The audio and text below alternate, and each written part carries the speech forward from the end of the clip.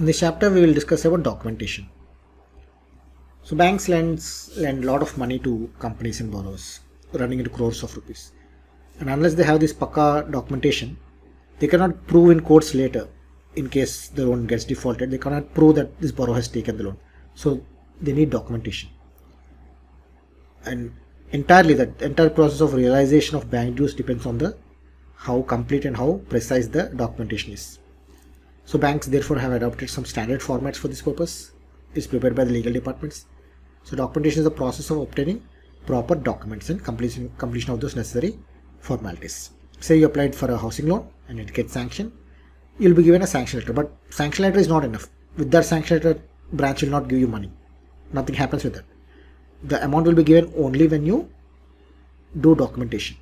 So you sign on some forms given by the bank. Only when the documentation is completed, then it means you have entered into a legally binding agreement with the bank. Only then money will be given to you.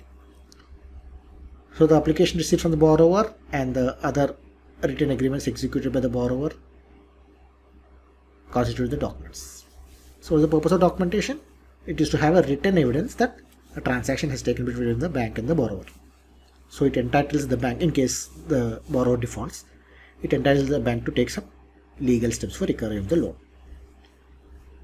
There are a variety of documents banks deal with, for example, housing loan documentation, vehicle loans, education loans, agreement for hypothecation. We discuss what hypothecation is. For that there will be an agreement for pledge, bank guarantee, joint documentation in case of consortium accounts. There are various documents.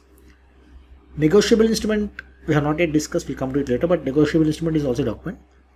In a sort of, it guarantees the payment of a specific amount of money at some point in time. Examples of negotiable instruments are checks, demand drafts, promissory notes, bills of exchange.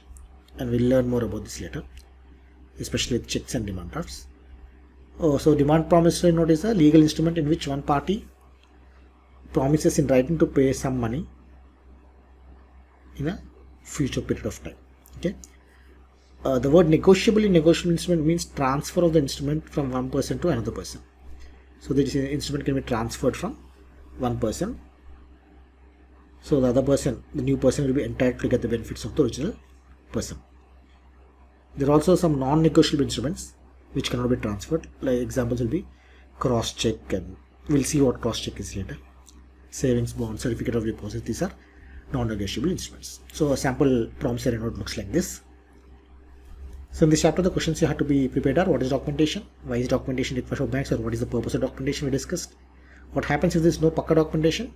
In that case, bank cannot enforce its right to sell the properties of the security of the borrower.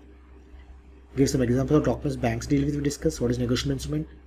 We'll discuss negotiable instruments in detail later. Give some examples. What is demand promissory note? Is check negotiable instrument or non-negotiable? It is negotiable. Is cross-check negotiable or non-negotiable? It is non-negotiable. What does the word negotiable in negotiable instrument mean? We discussed this. What is non-negotiable instrument? Give some examples of non-negotiable instrument.